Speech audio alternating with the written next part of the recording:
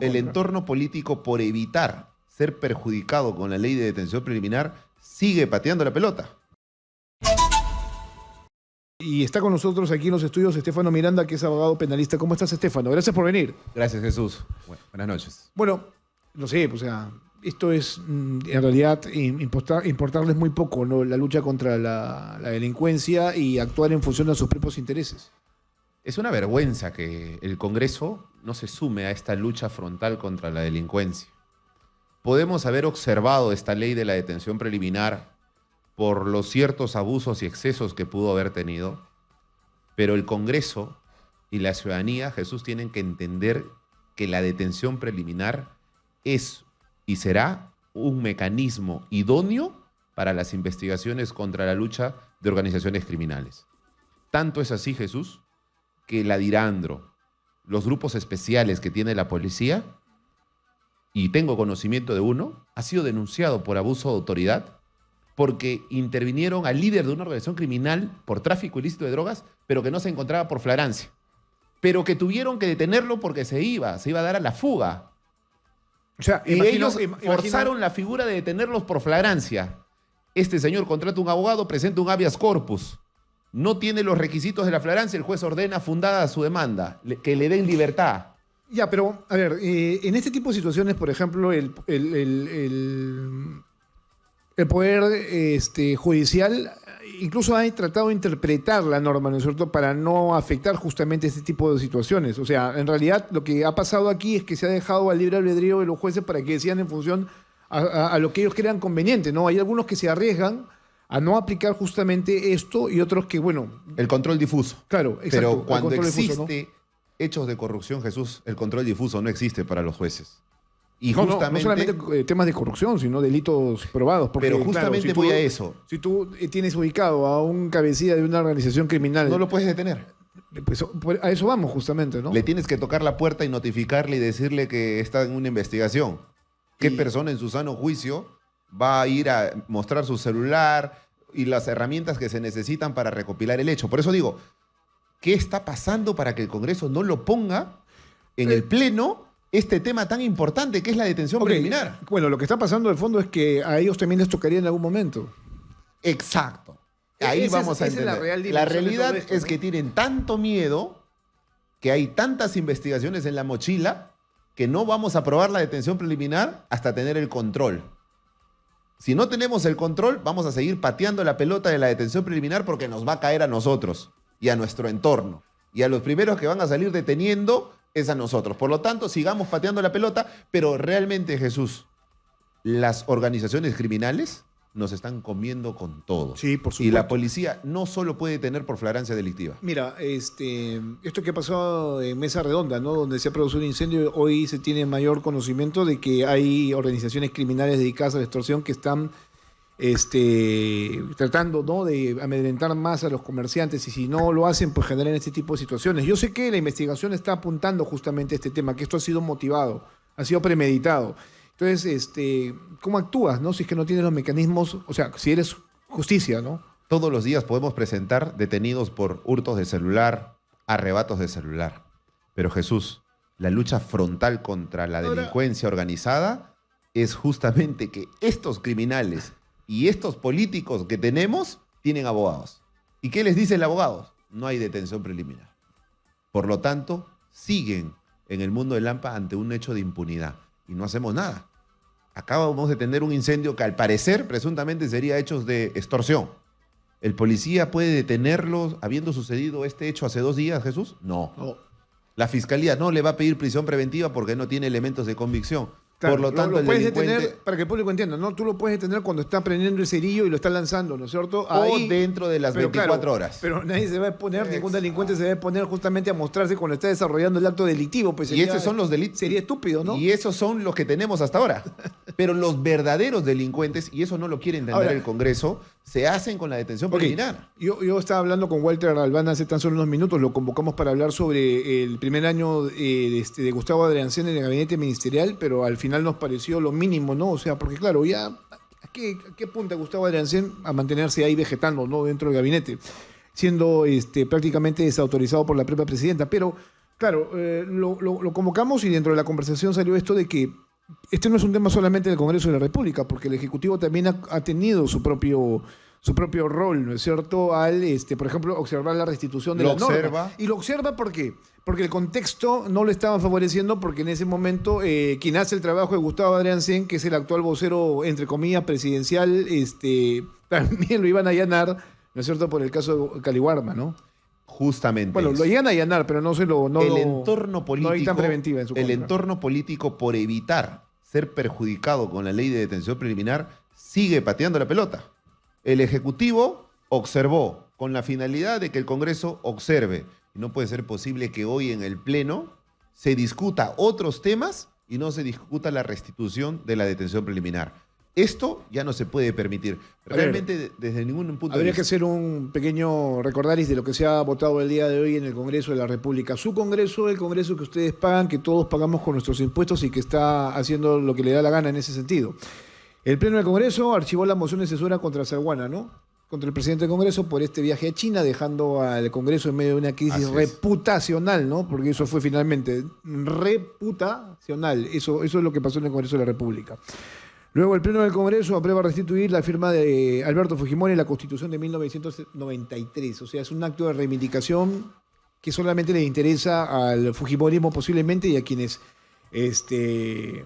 lo apoyan, ¿no? Y bueno, esas dos cosas hasta este momento, ¿no? Y creo que el día de qué cosa, del chorizo o algo han estado debatiendo, ¿no? O del charango, sí, del charango, ¿no? El día del charango. Bueno, para que vean ustedes cuáles son las prioridades en este país por parte del Congreso de la República. Y hasta este momento no hay ningún tipo de debate, o sea...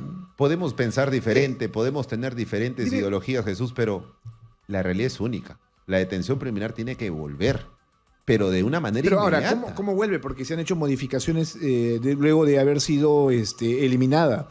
Se han quitado delitos, ¿no es cierto? Y eso lo han hecho los congresistas.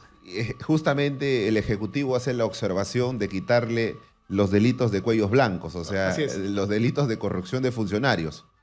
Bueno, lo discutiríamos, no tenemos el poder en el Congreso para discutirlo, pero realmente el Congreso tiene que hacer su trabajo. Pero ellos también son cuellos blancos, pues. Sí, definitivamente, definitivamente no hay nada que decir. O sea, yo he visto aquí realmente una pateada de pelota, pero que los únicos perjudicados somos nosotros. ¿Cuáles son los partidos políticos que la están haciendo larga? Fuerza Popular, Alianza para el Progreso, Podemos Perú, Perú Libre, el Bloque Magisterial y Somos Perú. Ellos no han firmado hasta este momento el acta para que el proyecto de ley sea visto en el pleno de hoy. Mañana no lo sabemos, pero al menos hoy esa no es su prioridad. Y mientras esto está pasando, se sigue asesinando gente en la calle. El sicariato está más que tranquilo, está pasándola muy, muy bien, ¿no es cierto? Porque, claro, las leyes lo favorecen. Porque, claro, el sicariato también es uno de los delitos que con esta eliminación, ¿no es cierto?, de la prisión preventiva va feliz. Un hombre ha sido asesinado al interior de la estación Jorge Chávez, esa estación que seguramente usted utiliza todos los días para ir, venir del trabajo, ir a casa con sus hijos. Bueno, para que vean la dimensión de la inseguridad en la que nos encontramos. Bueno, vino un sicario, entró a la estación y disparó 3 veces contra esta persona y luego se fue tranquilamente, ¿no? Porque su cómplice lo esperaba a bordo de una moto lineal. ¿Ya? Ambos fueron con dirección a Tocongo haciendo chao chao a todos y nos vemos hasta otra oportunidad. Bueno, es lo que pasa. Y pasan las 24 horas y la policía no puede accionar. La producción que hoy tenemos, Jesús, de la policía es de detenciones en flagrancia estrictamente. O sea, si la policía lo captura 2 o 3 cuadras, 15 o 20 minutos después... Sí puede detener. Sí puede hacerlo porque hay es una flagrancia flagrancia preventiva. presunta, ¿no? O una cuasi flagrancia. O sea, pero tendría que tener elementos en ese momento que el señor haya sido el que participó, encontrarle con el arma de fuego, hacerle las pericias de biológicas que pudiera representar las huellas dactilares, entre otras cosas. Lo que yo voy es un poco más allá. Y justamente te comentaba ese caso de hace 2 días, Jesús. Sí, esto ha sido lo que me comentabas el 4 de marzo, De marzo, ¿no? del 2025. Que se hizo toda una investigación por años. Desde el 2022 se venía siguiendo al líder de una organización criminal por tráfico ilícito de drogas. Dirandro tiene conocimiento de que este líder se va a fugar del país y se la juega y lo detiene. Lo detiene Jesús y este señor contrata un abogado porque el abogado evalúa que no ha sido detenido en flagrancia estrictamente y presenta un habeas corpus. Teniendo escuchas, interceptaciones de las comunicaciones autorizadas por un juez. Tenía allanamientos de las casas. Todo un seguimiento del 2022. Pero por no solo cumplir la detención en flagrancia, el juez de Ayacucho le da libertad y ordena que se paralice la investigación y se le dé la libertad. Mañana la fiscalía va a pedir prisión preventiva. Pero el tipo ya no está. Pero el señor está fugado. Claro, pero habría que recordar, ¿no?, que la prisión preliminar justamente cautelaba esto, ¿no? La detención preliminar. Y permitía que las investigaciones continuaran con esta persona, ¿no? Así es. Presa, ¿no? Y con una extinción de dominio también en desarrollo, ¿no? Lo que pasa es que la detención preliminar tenía menos requisitos que una prisión preventiva. Basta que el hecho plausible del delito sea superior a 4 años y que haya situaciones que el señor habría participado en el ilícito penal.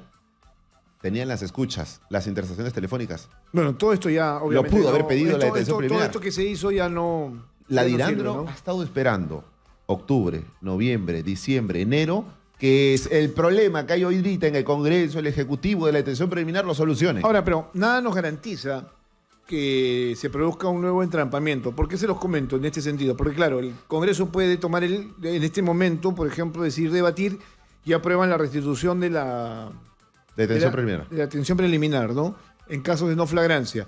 Entonces, esto corre su trámite regular porque esto va a ir nuevamente al Ejecutivo. Y el Ejecutivo también podría nuevamente... Esperar 15 días más. 15 días más para pronunciarse y, no, pero ya por insistencia va a bajar y por claro, insistencia se aprobaría. Claro, pero vamos al tiempo, ¿no? A lo que se Están dilata. ganando tiempo. Yo pienso que no hay un compromiso por parte del Ejecutivo en que esto también avance, ¿no? Porque si hubiera ese compromiso, ya estaría esto zanjado.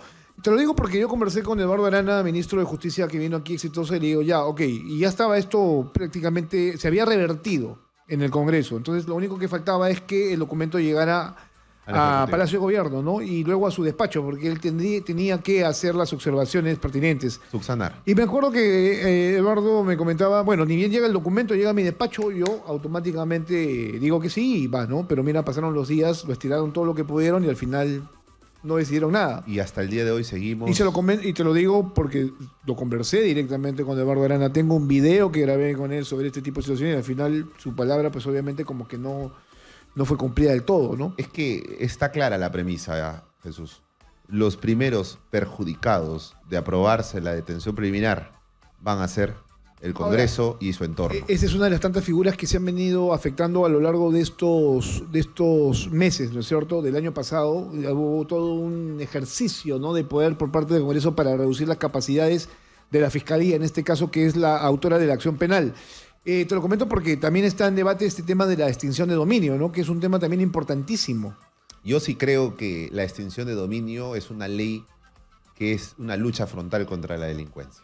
Porque al delincuente se le combate de dos formas: quitándole su dinero y quitándole el poder.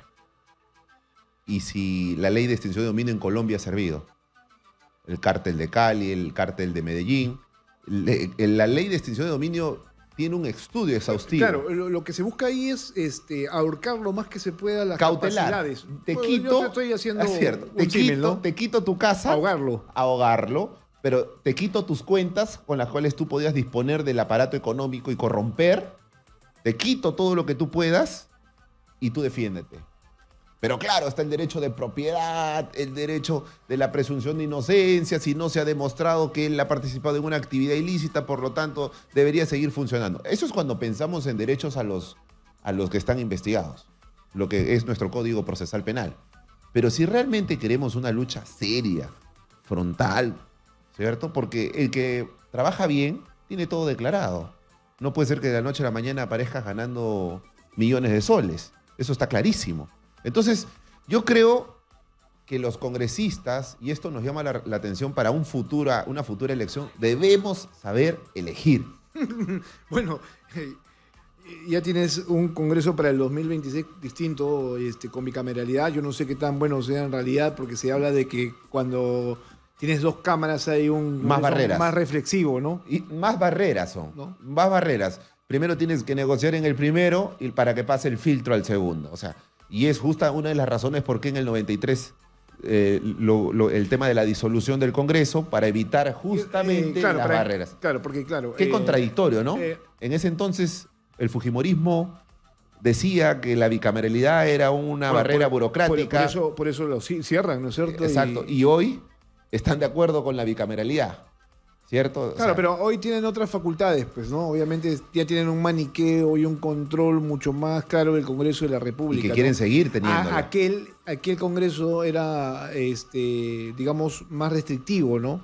Entonces no le permitía al gobierno accionar en cuanto a las políticas que estaba tratando de implementar. Entonces por eso que Fujimori agarra y desató, ¿no? Yo creo que debemos hacer una reflexión final, Jesús, que es, y la gente sí debe sumarse sobre este tema de la detención preliminar, porque ahí está un mecanismo idóneo para la lucha frontal contra la delincuencia. Ya se observó, ya se corrigió, porque, Jesús, han habido excesos en las detenciones preliminares, han creado muñecos, han existido abusos de A poder. eso voy. Eso también hay que ser claros. Me quitaste la pregunta porque yo te iba a decir eso, claro, que han habido excesos y justamente cuando tú dices se han creado muñecos, lo que pasa es que se han creado carpetas fiscales y se han comprometido una serie de personas, ¿no? Entonces, eso también debería ser materia de evaluación, ¿no? Si has leído, por ejemplo, la resolución del allanamiento de la casa del ministro del Interior, no tiene ningún contexto penal. Sí, claro. Estamos hablando además del caso de un audio, ¿no? Que en tiene el cual que tiene un compromete- amante, de que hay un tema empresarial, de que se manejaba temas de corrupción con los jueces, o sea, a ese Bueno, nivel yo no llegamos. defiendo al incapaz de Juan José Santibáñez. Yo realmente No, pero seamos objetivos. Yo realmente lo cuestiono por el aspecto de que no es, o sea, no es óptimo o no es el adecuado para el cargo. Podríamos ¿no? hablar O sea, de la en términos- idoneidad. En términos políticos pero de lo que le toca a él, ok. ¿no? Pero en términos penales, por ejemplo, hay todo un proceso de investigación, de desarrollo judicial que a veces no se está respetando del todo. Por eso no lo defiendo, pero si tiene razón, al menos en ese aspecto, pues habría que darle la razón, ¿no? Pero sobre todo, habría que darnos cuenta de una cosa, porque si hay esta situación, tú le estás dando al investigado, por ejemplo, en este caso Santibáñez, la posibilidad de decir, bueno, esto no es correcto y entonces es una campaña de persecución, entonces tú le estás dando el argumento de defensa idóneo que se necesita para modificar una ley de detención preliminar que antes no era vista. ¿Sabes por qué, Jesús? Porque voy a incluirme en esta premisa que te voy a dar. Nos hemos demorado, Jesús, más de 10 años para enseñarle a nuestra Policía Nacional del Perú a que utilice esta estrategia de la detención preliminar. Y hoy que la aprendieron, lo primero que hacen los políticos del poder y las mafias corruptas es tumbarse la norma, cuando en su momento fue creada justamente para combatir y luchar contra las organizaciones criminales. Entonces, digo ahora esto porque nuestros policías han quedado con carpetas fiscales de detenciones preliminares, las unidades especializadas están con lo mismo y los únicos que están felices son los líderes de la organización criminal y el entorno de los congresos, porque ya se sabe que han existido muchas detenciones preliminares en camino de este tipo de personas. Pero también debemos reflexionar, y aquí la Fiscalía de la Nación es parte importante, no debe abusar de esta facultad, porque ellos mismos han sido para darle la comida de defensa a hoy los que cuestionan la ley de la detención preliminar. Bueno, el equipo especial conducido por Manita Barreto, por mi lado, tiene muchos cuestionamientos. Yo no considero que haya sido idóneo. del todo transparente, lo mismo Harvey Colchado. O sea, por ese lado también tendríamos que tener un ejemplo bastante claro de lo que ha sido exceso. El ¿no? exceso de creación de muñecos, o sea, era en exceso. Entonces, ¿esto ha servido para qué? Para las que hoy tienen poder, vamos a observar esta ley. Pero realmente, Jesús, esta ley era y será un mecanismo idóneo para la lucha frontal contra la delincuencia organizada. Ahora que estás tú aquí y estamos repasando en realidad las acciones del Congreso para restarle capacidades a la investigación en todo el sentido de la palabra, sí habría que recordar que, no sé si esto se llegó a concretar, pero había un proyecto de ley también abocado justamente a los testigos protegidos. Y en ese sentido también se tocaba a la prensa, ¿no? En el sentido mismo de, por ejemplo, conseguir testimonios, y se hablaba de que esto tendría que ser materia de una denuncia. ¿Recuerdas eso o no? Sí, claro. ¿No? Bueno, esto no sé si prosperó o no, pero No. también ahora que lo recuerdo, No hubo generó todo un debate, ¿no? Felizmente no Respecto a hubo esa una situación, prosperidad, ¿no? claro, porque es importante el tema de los testigos protegidos, porque permiten, por ejemplo, el avance constante de una investigación. Antes no lo había, ¿no? Hay que cautelar al Durante- testigo protegido. Claro, durante el gobierno de Alberto Fujimori y Vladimiro Montesinos, y el caso que se desarrolla, se crea justamente esta figura con determinadas condiciones para empezar a desarrollar una línea de investigación que te permite encontrar a otras personas asumiendo responsabilidades directas, ¿no?